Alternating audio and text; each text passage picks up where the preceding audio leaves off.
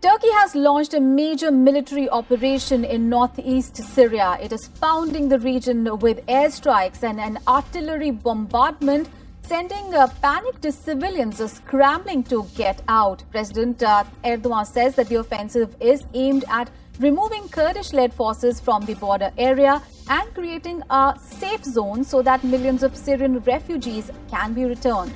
Turkey's move into Syria came after the US announced it was withdrawing its troops from the region, leaving the Kurdish-led Syrian Democratic Forces or the SDF without US military support. It is noteworthy that SDF was the US's main ally in Syria in the battle against Islamic State terrorist group.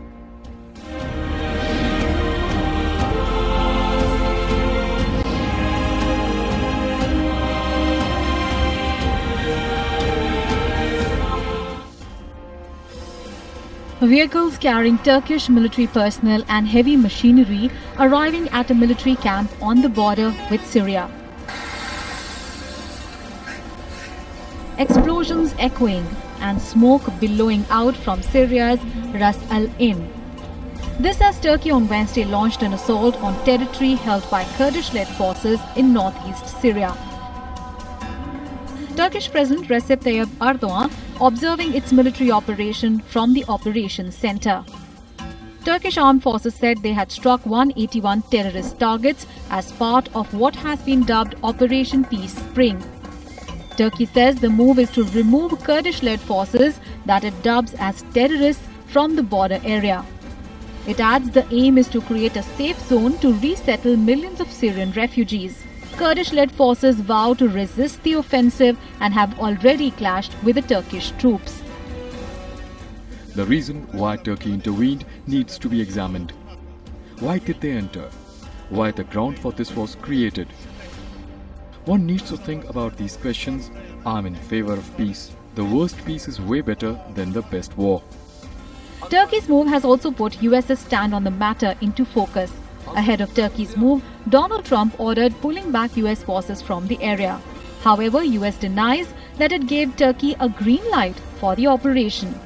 Yeah, well, that's just false. The United States didn't give Turkey a green light. We'll continue to be in a position to do what we need to do to keep the American people as safe as we possibly can. It is noteworthy that the Kurds helped defeat Islamic State terrorist group in Syria and were key US allies in that fight. However, Turkey deems Kurdish militia a terrorist organization.